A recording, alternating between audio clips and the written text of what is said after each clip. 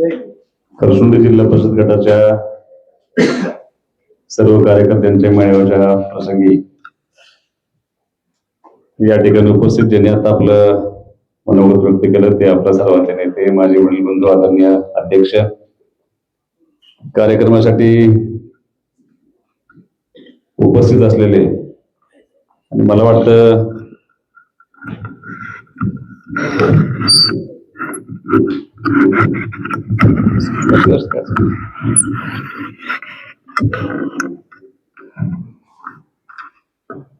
आटपाडी तालुक्यातल्या जिल्हा परिषदेच्या शिवसेनेच्या वतीनं दुसरा उमेदवार जाहीर झाला आज. विद्याताई मोठे खूप आधीपासून उमेदवार जाहीरच होता आणि त्यांचं काम चालू आहे. पण अर्ज भरायच्या अगदी शेवटच्या टप्प्यामध्ये आपण आज आटपाडी तालुक्यामध्ये या गटामध्ये आपल्या आदरणीय जयदीप भाई यांचं उमेदवारी आज घोषित करतोय. एकाच गोष्टीची चिंता आम्हाला सगळ्यांना होती. मी काय व्यासपीठावर सगळ्या लोकांची नावं घेणार नाही. चिंता एवढीच होती की जयदीप भैया तुम्ही शिवसेनेच्या चिन्हावरती उभं राहायला तयार होणार का? तर त्याला दोन कारण आहेत.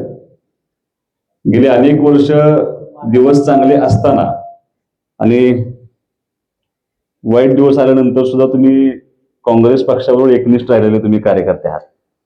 तुम्हाला मोहन काकांची शिकवण आहे. त्यामुळे अध्यक्षांना मला एकच गोष्ट टेन्शन असायचं, सगळं खरं आहे पण आमचा बाण घेणार का तुम्ही?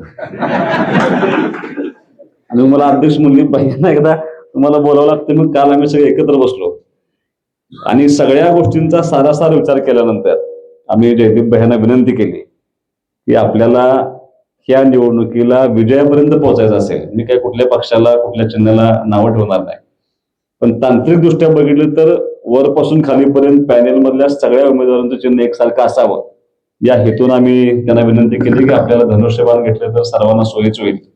आणि त्यांनी मान्य केल्याबद्दल तुमचं मनापासून मी माझ्या वतीने नाही शिवसेना पक्षाच्या वतीने तुमचं मनापासून या ठिकाणी आभार मानतो. परवानगी घेतली आता मला काही करायचं घेतल्या अजून तर नसू मी घेतल्या ना, मी त्यांना भेटून जबाबदारी घेतली. तरी सुद्धा मला त्यांचा पण जरा बसायला लागते म्हणून तुम्ही आता बसा सांगितलं जण म्हटलं मला काय सांगू नका. कारण मी अनुभव त्यांना सांगितला की आता जी विटा नगरपालिकेची निवडणूक झाली होती त्या निवडणुकीमध्ये एका व्यक्तीला 3 मतदान करायचे होते. एक नगराध्यक्ष पदाचं आणि 2 नगरसेवक पदाचे. आणि ज्यावेळेला मतदान झालं आणि निकाल परत थोडासा आमचा लांबला, निकाल लांबल्यानंतर आता काही कामच नव्हतं. बरेच दिवस तीच चर्चा, तुझं कसं माझं कसं कुणाला कसं झालं असेल, मग क्रॉस झाला असेल, असं झालं असेल, तसं झालं असेल. भैया अत्यंत शिकलेल्या व्यक्तीबरोबर मी चर्चा केली सगळ्या त्या शहरातल्या आणि त्यांना विचारलं की तुम्ही किती लोकांना मतदान देताना नाव वाचून मतदान केलं? तर त्या सगळ्या लोकांनी सांगितलं मला असं वाटतं की 95% लोकांनी उठ्या शहरातल्या शिकलेले असू द्यात, शिकलेले नसू द्यात, महिला असू द्यात, वृद्ध असू द्यात, कुणीही नाव वाचलेलं नव्हतं. चिन्ह बघितलं आणि मतदान केलं. एवढं एकच कारण आहे. मी तुम्हाला विनंती केली की वेगळं चिन्ह घेण्यामध्ये फारसा अर्थ नाही, कारण त्याचा थेट परिणाम हा मतदानावरती होत असतो. लोक, कारण आपल्यासारखा माणूस सुद्धा मशीनवरती गेला की गडबडतो आणि मग तिथं परत 2 नावं शोधा, मग ते नावं शोधून असं होत नाही. त्यामुळे तुम्ही चिन्ह हे घेणं अत्यंत महत्वाचं होतं. पक्षाच्या बाजूने भूमिका मांडण्याची जबाबदारी अध्यक्षांनी त्यांच्या भाषणामध्ये सगळ्या गोष्टी सांगितल्या. मी कुणावरती टीका टिप्पणी करणार नाही. अध्यक्षांनी सांगितल्याप्रमाणे काय आपल्या प्रत्येक निवडणुकीला जरी काही लोक आपल्या विरोधात असले तरी सुद्धा आपली नैतिक जबाबदारी म्हणून प्रत्येक गावाला काम देण्याची भूमिका घेऊन अगदी याही गावाला किंवा ह्या जिल्हा परिषदेच्या गटातल्या सगळ्या गावांना आपण प्रत्येक वेळेला विकास निधीने काम देण्याचा प्रयत्न केला. 10 दिवसापूर्वी आपण अनेक विकास कामांचा नारळ फोडला होता. त्यावेळी आपल्या डोक्यामध्ये की भविष्यामध्ये असं काहीतरी घडेल असं नव्हतं, पण दुर्दैवानं काही लोक अपेक्षित नसताना आपल्याला त्या ठिकाणी सोडून गेली. पण हरकत नाही, मी जाणाऱ्यांना काही म्हणणार नाही. काही त्यांचं माझं अजिबात माझं त्यांचं बांधायला बांध नाही. वाटायला वाटलं त्यांना कदाचित वाटलं असेल काय तर ते गेले असतील. पण ते समोर बसलेल्या सगळ्या कार्यकर्त्यांना माझी एक विनंती आहे. राजकारणामध्ये काम करत असताना मी यापूर्वी पंचायत समिती जिल्हा परिषदला काम केलेला कार्यकर्ता आहे. योगायोगानं आज ज्या दोन व्यक्तींचं नाव ह्या दोघांनी सतत घेतलं, कैलासवासी भाऊंचं नाव घेण्याचा प्रयत्न झाला आणि परत मोहन काकांचं पण नाव घेतलं. पंचायत समितीला काम करत असताना ज्या खुर्चीवरती अनिल भाऊ बसले होते त्याच खुर्चीवरती बसण्याचा योग मला पंचायत समितीच्या काम करत असताना आला होता. आणि योगायोगानं जिल्हा परिषदला गेल्यानंतर ज्या खुर्चीवरती मोहन काका बसले होते त्याच खुर्चीवरती मला बसण्याचा प्रसंग आला होता. आणि मी उपाध्यक्ष झाल्यानंतर तुमच्या कार्यक्रमाला होते, काकांना आठवत असेल, तुम्ही ग्रामपंचायतमध्ये एक कार्यक्रम घेतला होता. त्या कार्यक्रमात मी सांगितलं होतं की प्रत्येक वेळेला काम करत असताना, म्हणजे भाऊ सुद्धा आमचे जिल्हा परिषदमध्ये काम केलेले व्यक्ती होते, आणि भाऊनी त्यांच्या मला ज्या वेळेला निकाल लागला अध्यक्ष, थोडस पार्श्वभूमी मी सांगणार आहे. जिल्हा परिषद निकालाला 3 सीट आपल्या आल्या होत्या. 28 वरती भाजप आणि काँग्रेस राष्ट्रवादी थांबलं होतं. आपण तिघं जिकडे जाऊ तिकडे सत्ता स्थापन होणार होती. आणि काँग्रेस राष्ट्रवादीनं त्यावेळेला मला प्रस्ताव दिला होता की तुम्ही अध्यक्ष व्हा. मी ऐकलं होतं कानानं. मी असं त्यावेळेला भाऊ निर्णय करत होते. मला लय आनंद झाला होता. मी ती असं माझ्या डोक्यात लाल दिवा, आता आपल्याला गाडी येणार, मी जिल्हा परिषद अध्यक्ष होणार, या मूड मध्ये मी गेलो होतो पूर्ण. आणि त्यावेळेला भाऊनी असं सांगितलं की तो निर्णय मी, आणि त्याला देवेंद्र फडणवीस मुख्यमंत्री होते, बिनशर्त पाठिंबा दिला भाऊनी. आणि त्यांना असं सांगितलं होतं की टेंबू योजनेचं काम माझं राहिले, 2016 सालचा विषय हा, ही सगळ्या योजना 6व्या टप्प्याचं काम हे सगळं तुम्ही पूर्ण करून द्यायचं. कुठलंही पद माझ्या कुठल्याही कार्यकर्त्याला, मुलाला काही द्यायची आवश्यकता नाही, आमचा तुम्हाला बिनशर्त पाठिंबा राहील. नाही, त्याने ते मान्य केलं, काम करून देतो म्हणून सांगितलं, आणि भाऊ परत आले. म्हणजे मी एकदम अध्यक्षावरनं सदस्यावरती आलो होतो. फक्त काही लोकांनी वाद घातला भाजपच्या, आणि त्यांनी असं सांगितलं की त्यांच्या मुलाला अध्यक्ष करत होते, आणि अध्यक्ष करत असताना त्यांनी ते नाकारलंय, किमान आपण उपाध्यक्ष करूया, म्हणून त्यांनी मला उपाध्यक्ष करण्याचा निर्णय घेतला. उपाध्यक्षाचं केबिन दुसऱ्या मजल्यावरती, बरोबर ना अध्यक्ष? इतकं सुंदर केबिन आहे, तुम्ही जाऊन बघितलं तर एकदम बेस्ट केबिन, एकदम भारी केलं होतं. मला भाऊनी ज्यावेळेला निवडी झाल्या त्याला मला कानात येऊन सांगितलं की खालचं चेंबर घ्यायचं म्हणले. एकदम साधं चेंबर आहे, त्याला नुसतं गोल टेबल होता आणि बसायची व्यवस्था नाही, एक अँटी चेंबर होतं. मी अधिकाऱ्यांना सांगितलं की मला खालचं चेंबर पाहिजे. ते अधिकारी मला सांगायला नाही ना, एवढं चांगलं चेंबर आहे, आता बांधलं, एसी आहे, असं आहे तसं आहे. लो, मला खालचं चेंबर द्या. त्यांनी ती पाटी माझी वरनं काढून आणली आणि खालच्या चेंबरला ती पाटी बसवली. सगळ्यांना, अध्यक्षांना त्यांच्या खुर्चीवरती बसवलं, आणि उपाध्यक्ष म्हणून मला निवड झाल्यानंतर सगळे नेते मंडळी जिल्ह्यातली मला त्या खुर्चीवरती बसवायला आले. भाऊ काय आले नव्हते त्याला खुर्चीवरती बसवायला. मला ते औपचारिकरित्या त्यांनी खुर्चीवर बसवलं, सत्कार केला, निघून गेले. सगळी लोक गेल्यानंतर मला भाऊ तिथे भेटायला आले, सत्कार करायला आले नव्हते. भाऊंचा स्वभाव काय मला माहित होतं, त्यांनी कधीच सत्कार केला नाही माझा. पण त्यांनी खुर्चीजवळ, मी उठून उभा राहिलो, आणि खुर्चीजवळ आल्यानंतर त्यांनी एकच गोष्ट सांगितली की या ठिकाणी काम करत असताना, निर्णय करत असताना, सही करत असताना एका गोष्टीचं भान आयुष्यभर ठेवा की आपला बाप या खुर्चीवरती बसला होता. म्हणजे भाऊ त्या चेंबरला बसायचं, म्हणून मला त्यांनी त्या चेंबरला आणलं होतं. हे सांगण्याची पार्श्वभूमी एवढंच आहे की त्याच्यानंतर प्रत्येक वेळा निर्णय घेत असताना त्या गोष्टीचं भान, जबाबदारी ठेवून आम्ही निर्णय करण्याचा प्रयत्न केला होता. तुम्हाला सगळ्या आठवड्यातील लोकांना माझी एक विनंती, भाऊंच्या पश्चात तुम्ही मला एक संधी दिली, आणि त्या संधीचं अत्यंत चांगल्या पद्धतीनं काम करण्याचा आम्ही प्रयत्न करतोय, अत्यंत प्रामाणिक काम करण्याचा आम्ही प्रयत्न करतोय. आता जरा भीती वाटायला अध्यक्ष म्हटले की जो मनापासून काम करतोय, जो प्रामाणिक काम करतोय,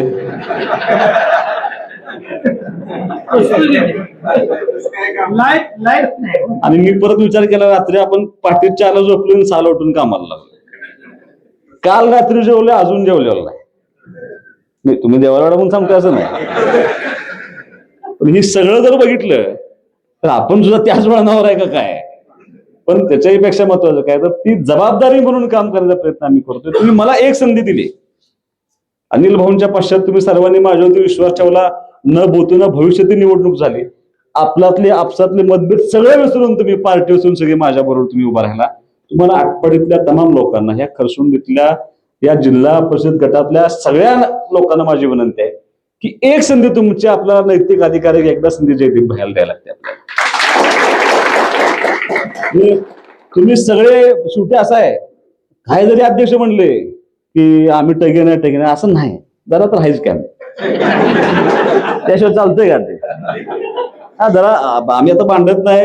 अगदी काल सुद्धा सांगितलं की कालच्या आमच्या भाषणात सगळ्यांनी सांगितलं की आता त्याला फोन आहे, पाय मोडतो म्हटलं आपण काय पाय मोडतो ह्याला थांबवू शकत नाही. जास्तीत जास्त काय करू शकतो, खूप पाय मोडत असतील तर पाय दोष करा, दवाखाना आपण तिथे काढू म्हटलं जिल्हा परिषदेच्या वतीने. ह्याच्यापेक्षा एवढं काय, आणि गोड बोलून संपवा म्हणलं ना. तसं आम्ही संपूर्ण उठत गोड बोलून संपवलं आम्ही.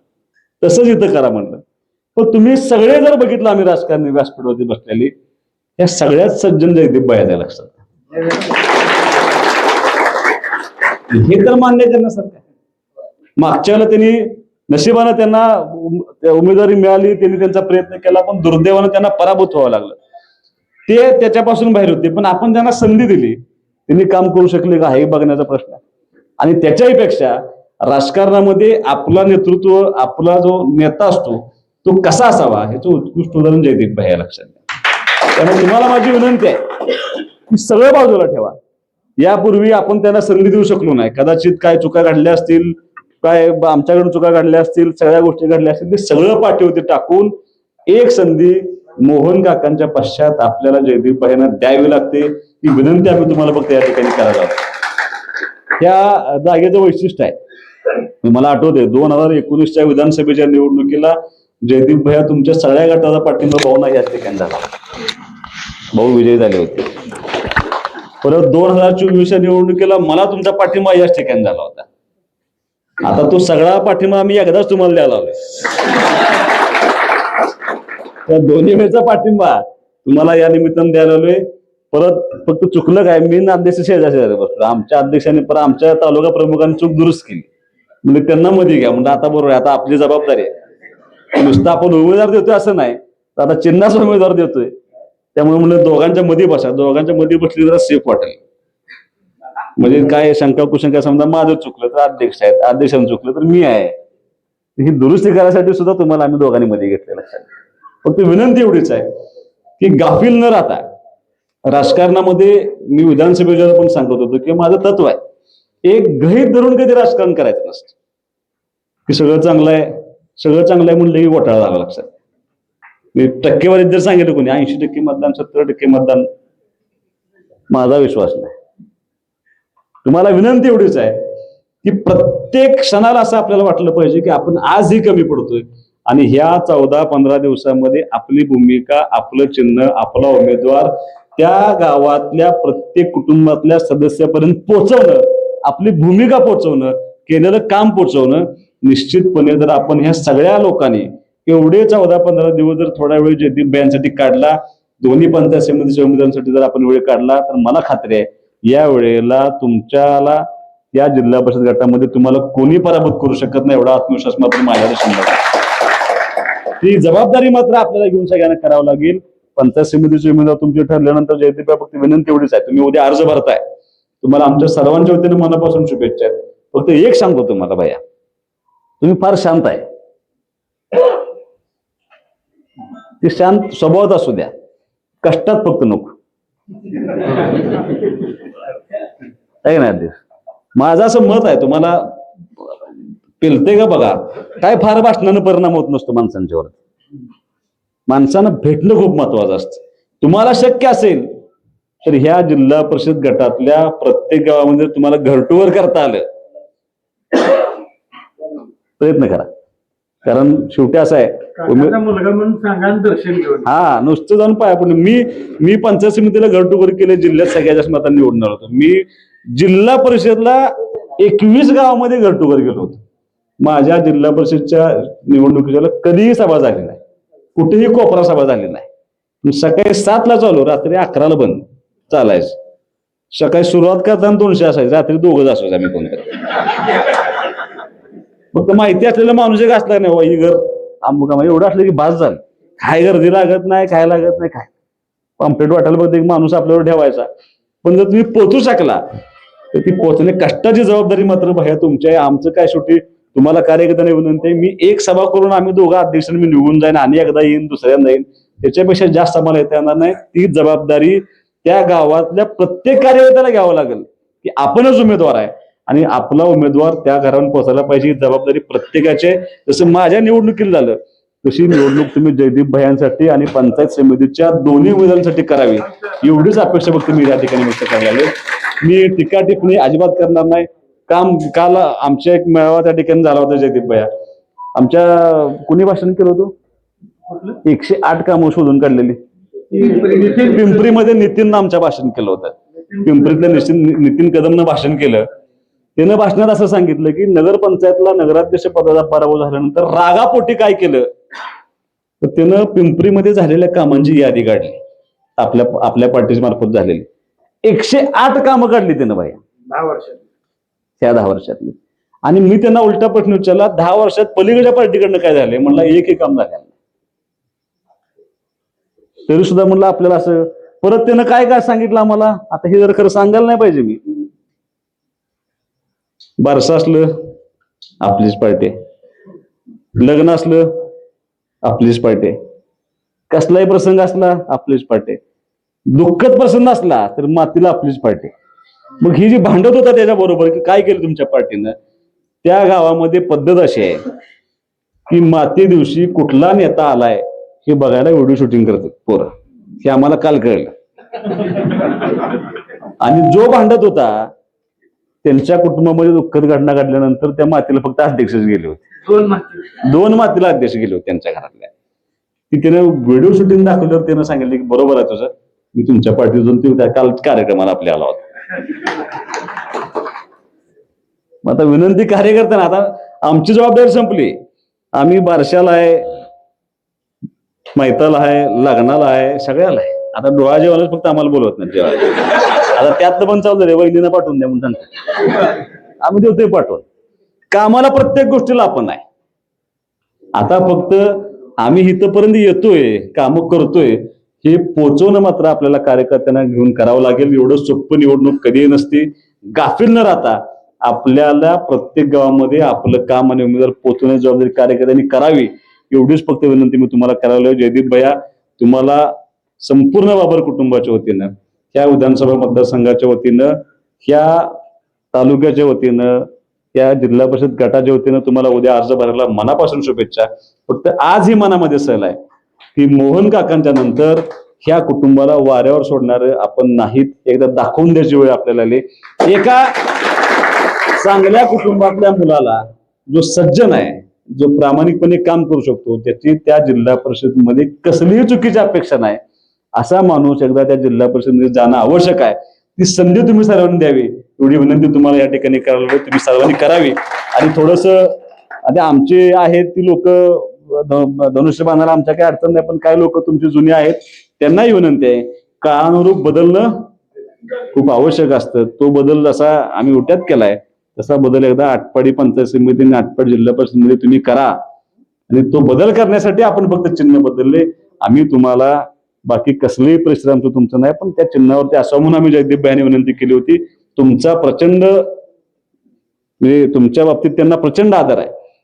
त्या आदराच्या भीतीपोटी ते स्पष्ट आम्हाला सांगितलं की मी लोकांना विचारल्याशिवाय हा निर्णय करू शकत नाही, म्हणून आम्ही तुम्हाला विनंती करायला आलोय की त्यांना एक संधी तुम्ही सर्वांनी द्यावी, अशी विनंती करून थांबतो. जय हिंद, जय महाराष्ट्र.